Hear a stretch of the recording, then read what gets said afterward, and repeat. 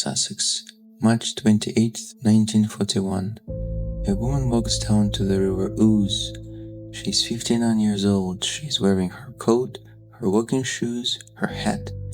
In her pockets, stones. She leaves 2 letters on the writing desk. One for her sister, one for her husband. The one for her husband ends like this: I don't think 2 people could have been happier than we have been. The world will read those letters. The world will say she was depressed. She heard voices. The war broke her. The bombs in London broke her. The world will not be wrong. The world will not be right either, because the thing that walked her into that river was not 1941. It was 1888. She was 6 years old. Her half-brother Gerald was 18. And what happened in the house at 22 Hyde Park Gate, she would carry for the next 53 years. Her name was Virginia Woolf. 2 men broke her before she even picked up a pen. Here's who they were. 22 Hyde Park Gate, London, Kensington.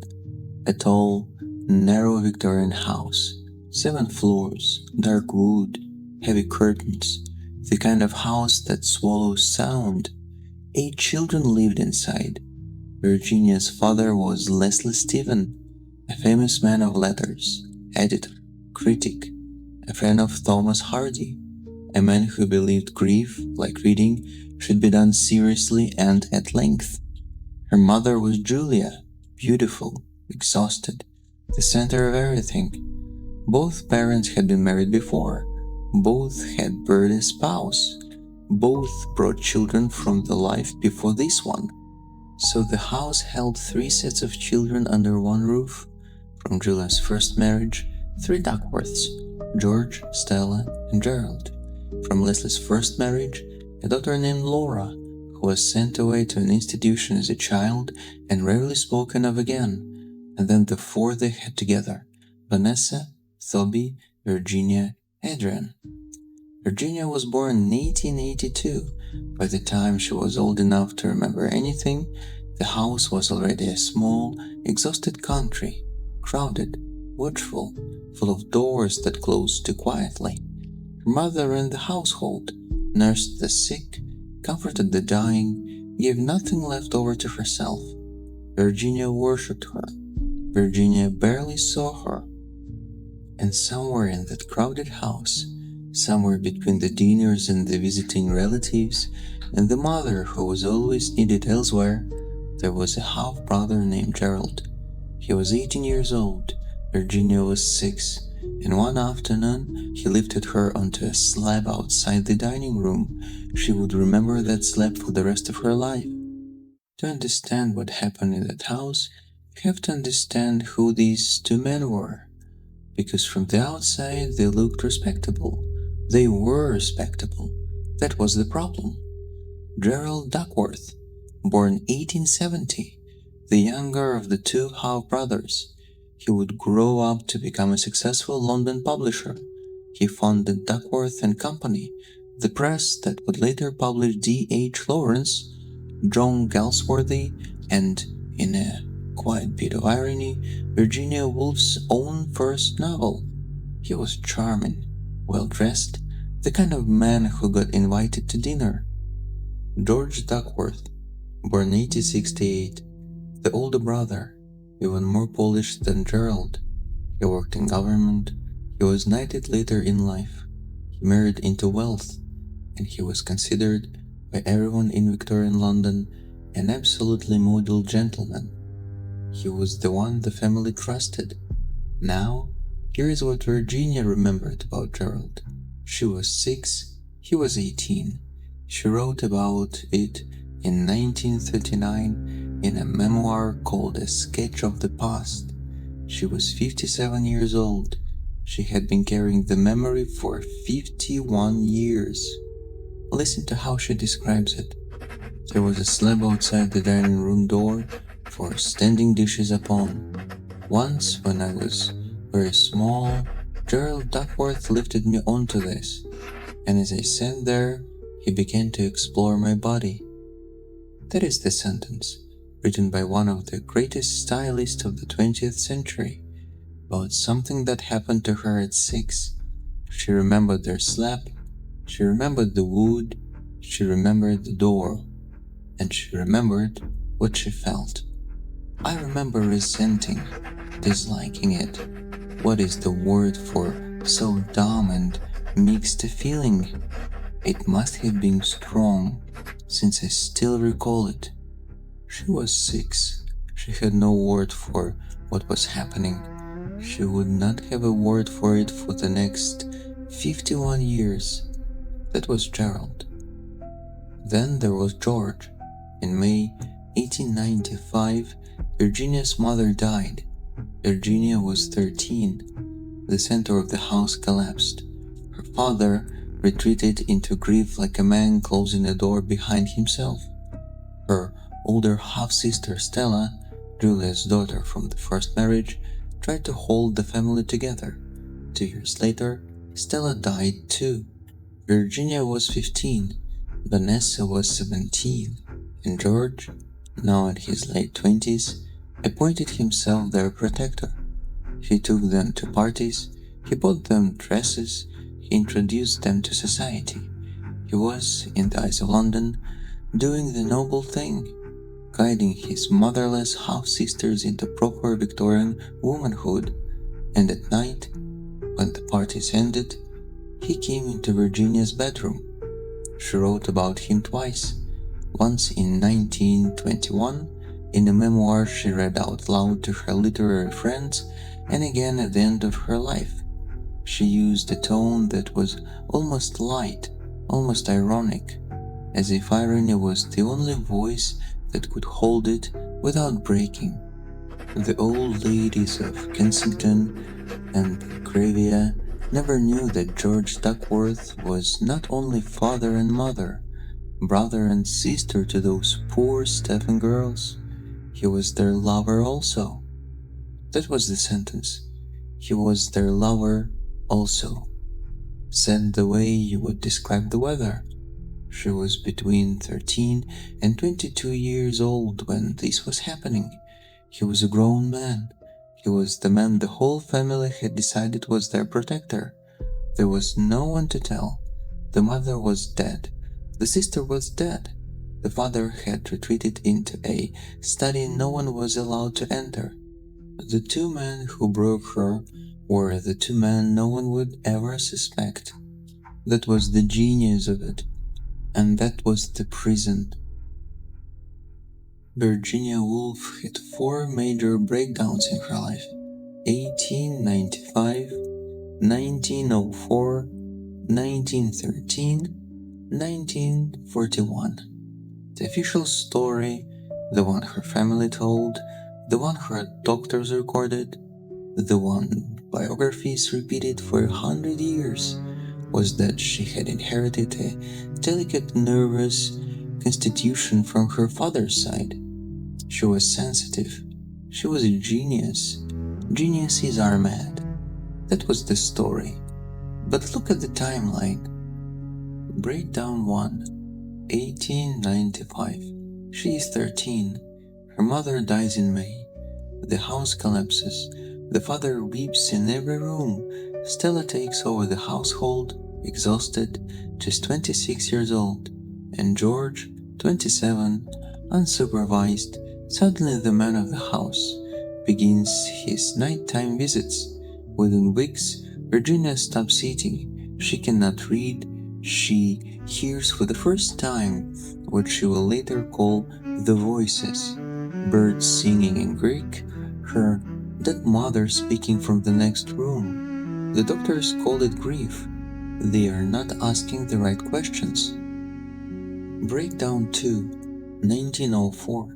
She is 22. Her father dies in February.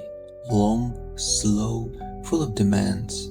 The last barrier in the house is gone. George moves more openly. He decides the sisters need a holiday. He takes them to Italy. He arranges everything. He is, again, the protector. When they come back to London, Virginia jumps from a window. She survives. The window was not high enough. The family agrees this is more grief, more inheritance, more madness. They moved out of 22 Hyde Park Gate that year. The four stabbing children, Vanessa, Toby, Virginia, Adrian, left the house and never lived with the Duckworths again. It is the first time Virginia has been outside that house since she was born. She is 22 years old. Breakdown 3, 1913. She is 31. She has been married for 1 year to a man named Leonard Woolf. Leonard is quiet, steady, Jewish, which her family disapproved of, devoted, which her family did not understand. He had read her diaries before proposing. He knew in some form what had happened. He married her anyway. The marriage works, the intimacy does not. She has finished her first novel, the one Gerald Duckworth's publishing house will release the next year. Think about that for a moment. Her first book is being printed by the man who first put his hands on her at 6. She takes an overdose, she nearly dies. Leonard finds her in time. 3 breakdowns, 3 exits the family could see, and underneath them, each time, a Duckworth. The mother dies. George begins. Breakdown 1. The father dies.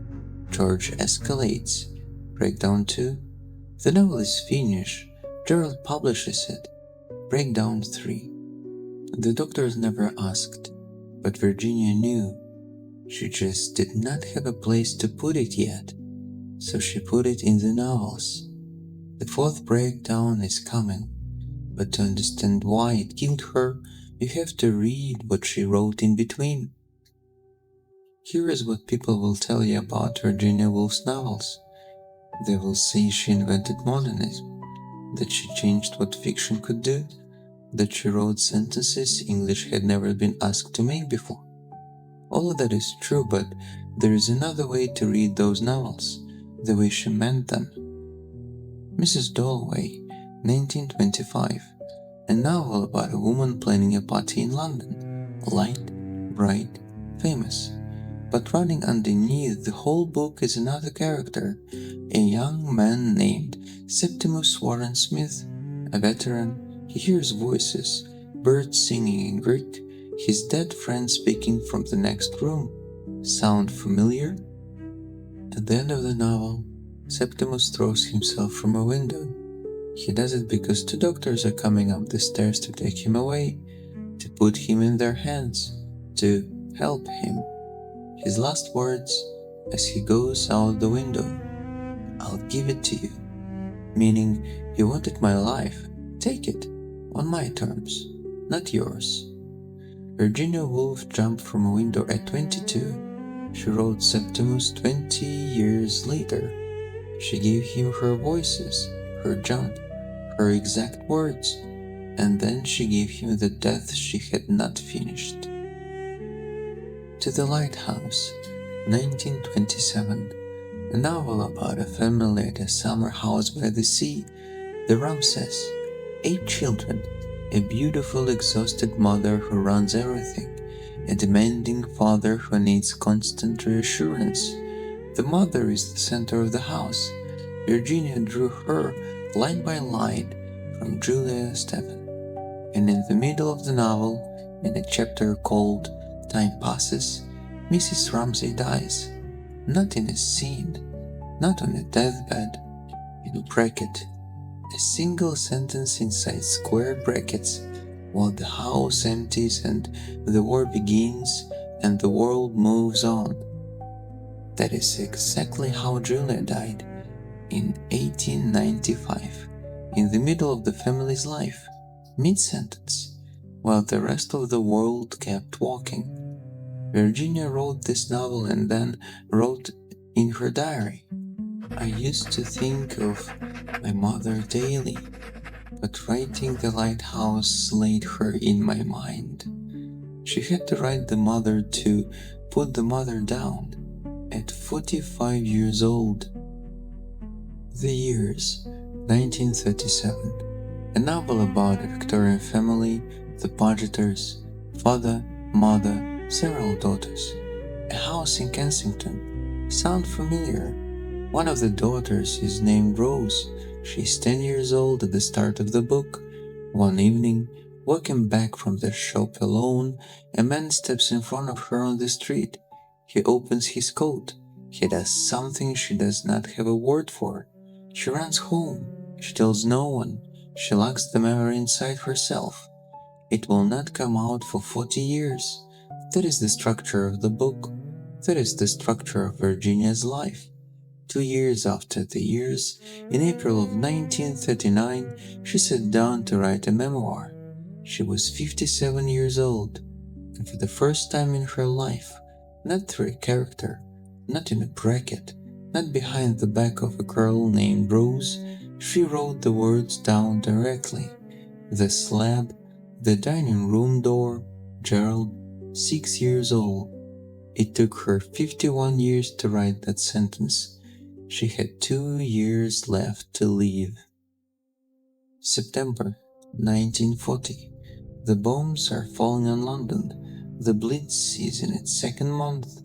Virginia and Leonard are at their country house in Rodwell, Sussex, a small village, a flat green meadow, a river called the Ouse running quietly behind the garden. On the 10th of September, a bomb hits Marylebone Square in central London. The Woolf city flat is destroyed. Books, papers, furniture, manuscripts, all of it. A month later, another bomb falls on Tavistock Square, the previous flat where Virginia wrote Mrs. Dalloway to the Lighthouse, the waves, is gone. The houses she wrote her life inside are rubble. That winter, something begins to come back. The voices, the birds in Greek, the mother in the next room. She has been here before, 3 times. She knows the shape of it. She knows what comes next. She writes in her diary in January 1941, I intend no introspection. I mark Henry James's sentence. Observe perpetually. Observe the oncome of age. Observe greed. Observe my own despondency. She is observing herself the way she observed Septimus. She is taking notes. By March, she has stopped writing. She cannot read. She cannot eat. Leonard takes her to see a doctor in Brighton on the 27th. Virginia is calm. She agrees to rest. She says all the right things. Leonard later said that on the drive home he knew. The next morning she went to her writing lodge in the garden. She wrote 2 letters. The one to Leonard ended, If anybody could have saved me, it would have been you. Everything has gone from me but the certainty of your goodness. I can't go on spoiling your life any longer. I don't think 2 people could have been happier than we have been. She put on her fur coat, her walking shoes, her hat. She walked across the garden, through the meadow, down to the river. She filled her pockets with stones, and she walked into the water. Her body was found 3 weeks later, downstream, April 18th, 1941. Leonard buried her ashes under an elm tree in the garden at Rodwell. He lived another 28 years. He never remarried. George Duckworth had died in 1934, respectable, knighted, mourned. Gerald Duckworth died in 1937. The publishing house carried his name into the next century. Neither of them was ever asked a single question. People will tell you Virginia Woolf was killed by the war, by depression, by voices in her head. All of that is true. It is not the whole truth. 2 men walked into a small girl's life in a tall, narrow house in Kensington. She spent 53 years trying to put it into words. She almost made it. The river is still there. The slab is gone.